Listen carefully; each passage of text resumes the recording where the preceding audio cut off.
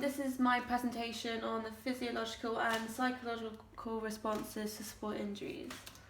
So the physiological responses is how the body reacts to the injury. So this may include like swelling, bleeding, and heat on the injured area and many other external factors. So there's three main stages. There's inflammation, which is the acute stage, which is like the initial response. Repair, which is subacute, which is the next response. And remodeling, which is the chronic, which is like over a long period of time. So inflammation, so this stage begins 10 minutes after the injury occurs. So the stage lasts up to several days, and there's 4 outward signs. So there's heat, redness, and swelling and pain, which occur in this stage. So heat and redness occurs due to the increase in blood flow, which is near the injured area. So for example, red and heatness will show all over the ankle and foot for an ankle injury, for example. Swelling begins as the slow blood movement is unable to keep pace with the fluids, so being formed in the body. So high amount of swelling on the lateral ankle sprain would be on the lateral side of the ankle, so you will see the swelling on that side. Pain occurs because the chemicals produced at the time of the injury irritate the nerve sensor within the tissue. So for example, the pain will occur mostly on the outside of the ankle for the lateral ankle sprain, but the pain will be all over as well. So the repair stage, so this stage is the formation of scar tissue. So it lasts up to 7 to 21 days, and the duration of this phase does depend on the size and the area of the tissue, of the injury, and also the type of the tissue involved normally lasts up to 2 to 4 weeks anyway. So the formation of the scar tissue is that the scar tissue in the muscle is formed by a protein called collagen fibres. So these collagen fibres fill the injured gaps and act as a replacement for the injured muscle fibres. So there's an example here. So the scar tissue forms a weak area at the injured site. So if a load is applied too early or too heavy, the injury is likely to reoccur again. So the increase of the risk of injury plus the reduce of the range of movement does equal the scar tissue. So for example, grade 1 bicep strain is a minor tear in muscle. So during this injury, cells called fibroblasts are released which then build a bridge for the collagen fibres to fill the injured area. So then this is called scar tissue. So remodeling is the next stage. So this stage, the new cells and fibres help to arrange themselves and they become more organised. So the stage duration varies to 6 to 18 months depending on the injury. So this stage is where the swelling starts to reduce, the sensitivity in the area is also reduced. The skin colour changes back to normal, so there's no more bruising. There's a gradual increase in strength, so you start to fully recover again. So for example, if you have suffered a traumatic fracture in your arm, within the 6 to 18 months, everything will start to go back to normal. So the swelling will be reduced, skin tone back to normal, is not as sensitive in the injured area anymore, so your strength gradually increases. So this shows that we're at the end of the healing process. So the treatment for this is the physiotherapy still needs to go on, so you still need to do rehabilitation to help mobilise the injury and to gain full strength and function as well. So this is a time frame for certain injuries. So this frame tells us how long the tissue needs to heal. So for tendinitis, for example, it takes 3 to 7 weeks to heal. For a grade 3 ligament damage, it takes 5 to nearly a year. 5 to 7 weeks to about 6 months to a year, to heal.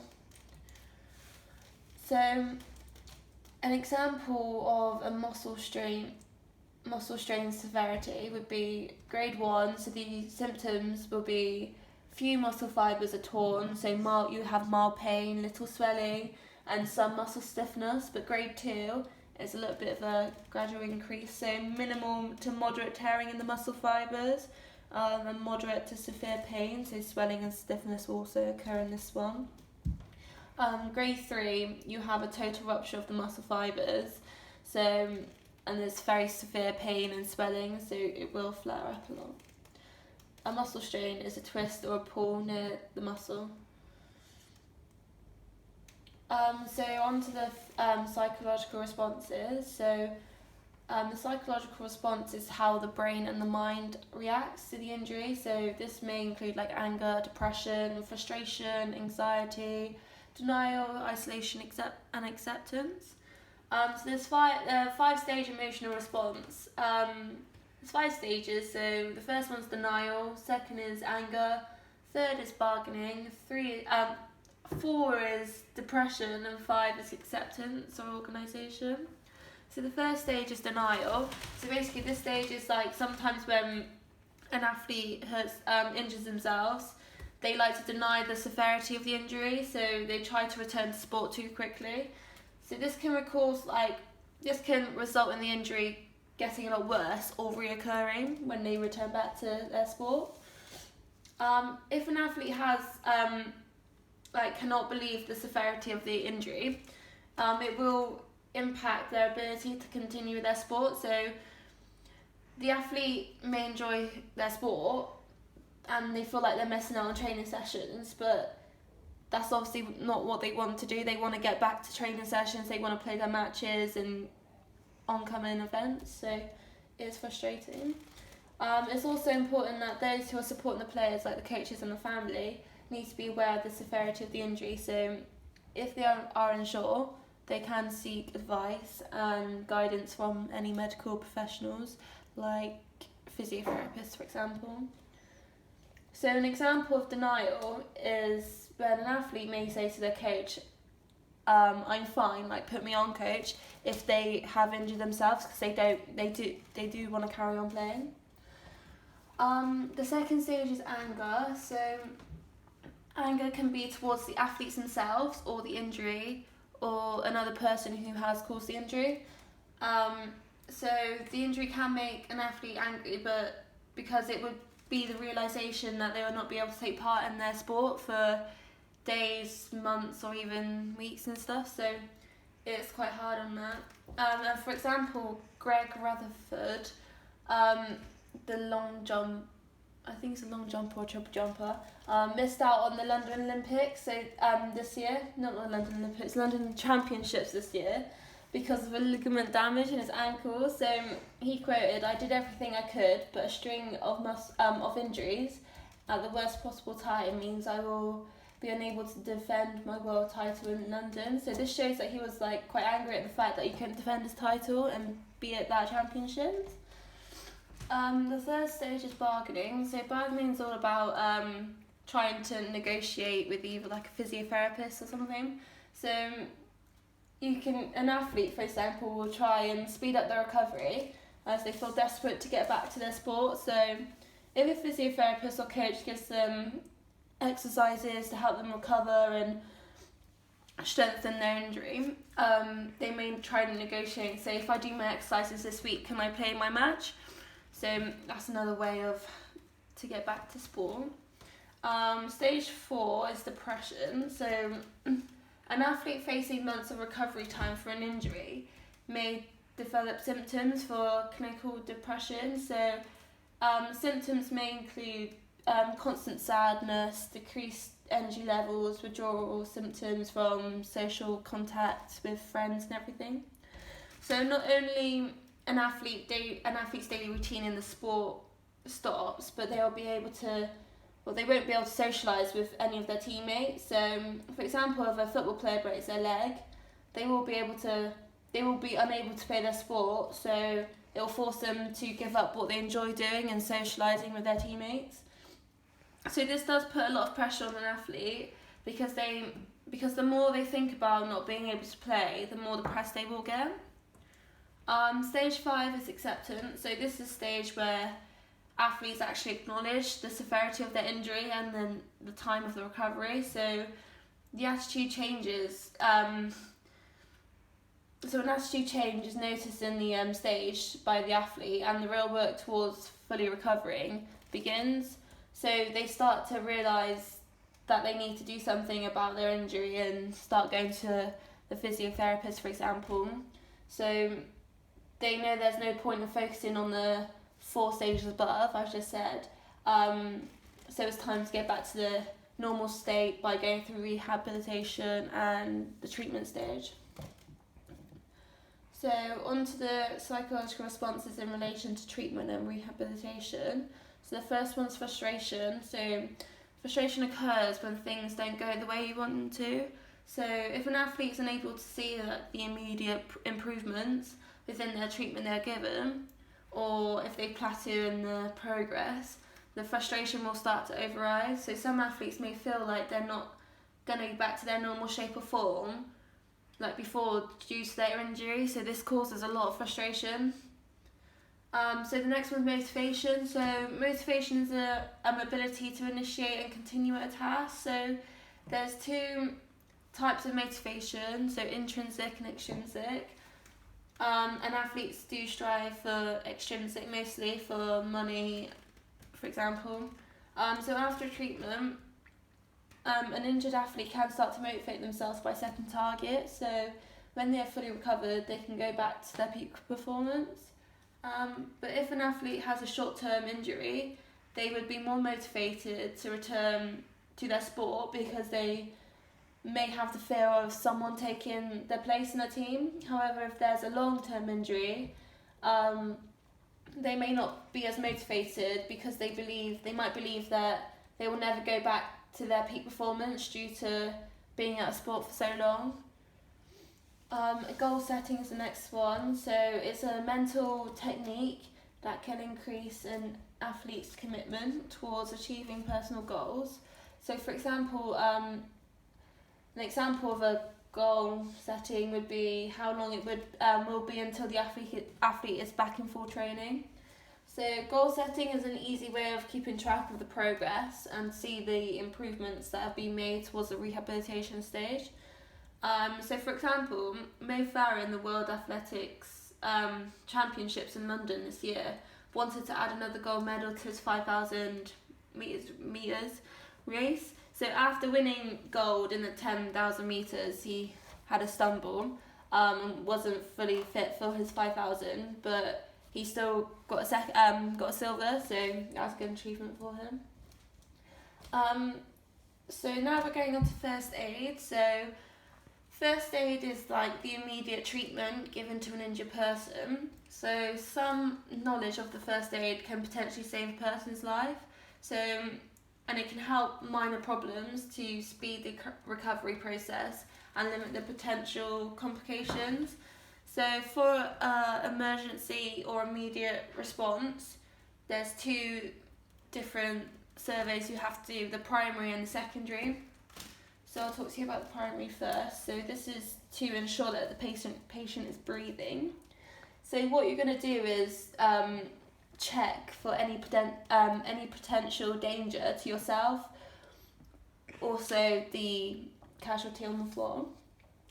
You need to remove any potential hazardous objects around from the casualty as well. Next, you're going to check if there's any response from the injury. So, from the injured person, sorry. So, if you can't hear any response back, you need to call for help immediately, but you cannot leave the casualty. So, you need to stay with them and call for help. Next, you need to be aware of any neck injuries, but you need to check their airways. So, you need to tip their head slightly backwards and check if there are any objects in the person's mouth that could be blocking their airways. Next, you want to check if they're breathing. If they're not breathing, you need to call an ambulance straight away. And next, you need to check any signs of circulation. If you cannot feel any signs of circulation, you need to do CPR. That should be performed next. The secondary survey is that this should be carried out if the unconscious person is breathing. So this is to check if there are any damage to the casualty's body. So first you want to check the area for any blood, or the patient from head to toe for any blood as well. Then you want to go down to the head and neck, so check for any bruising, for any deformity, and gently feel the back of the neck as well if there's any damage or abnormalities. The shoulders and chest, you want to feel for any fractures in the collarbones or ribs, and compare the shoulders for any deformity. You also want to check the abdomen and the pelvis, so feel around the abdomen for abnormal can't say this word. Yeah, and see if the patient is in pain. You want to go down to legs and arms next. Check the legs first to see if there's anything different about them, and then the arms for any fractures or any flare-ups.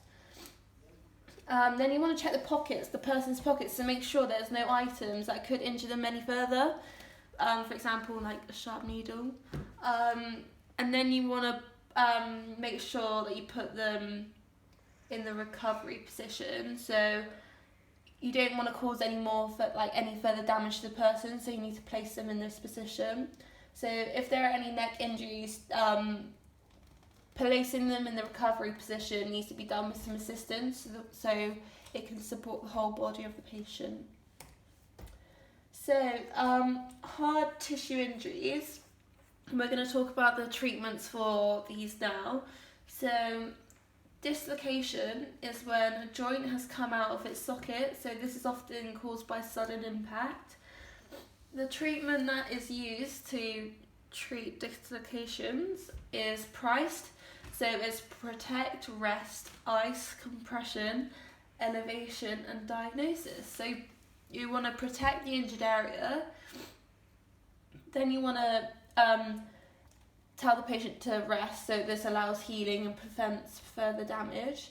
You also want to ice the injured area so it can stop swelling, and then you want to compress the area so it acts as a support, and it can also prevent swelling as well. You want to elevate it as well so it can reduce the blood flow, so it helps to reduce swelling. And the diagnosis needs to be done by professionals, so a physiotherapist or a doctor or something, for example. So if the joint doesn't return to the normal place, rehabilitation and manipulation may be used. So also a physiotherapist and doctor may do this. Another hard tissue injury would be a stress fracture. So stress fractures, it's not caused by traumatic injury, so it develops due to overuse or fatigue. So the treatments used is that they are quite difficult to spot on x-rays in the early days. So it's helpful if you just put ice, apply ice on it for 24 or 48 hours, depending on how bad it is at the minute. And also a splint or a cast may be recommended by a doctor to immobilise the area so you don't injure yourself any further. So some soft tissue injuries, so sprains, damage to ligaments, so they're either stretched or torn. So the treatment used for this is also priced, so you need to protect the area and you need to rest it so it allows healing and prevents further damage. You want to ice the area so it stops swelling. You also want to compress it to support the area and also to prevent swelling. And elevation helps to reduce the blood flow, so it helps to reduce the swelling as well. And diagnosis also needs to be done by a professional like a physiotherapist. So rehabilitation from the physiotherapist is very it's very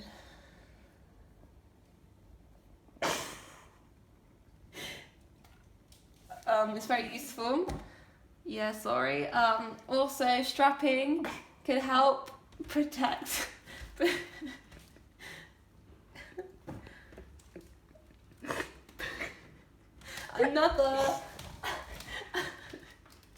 Another soft tissue injury would be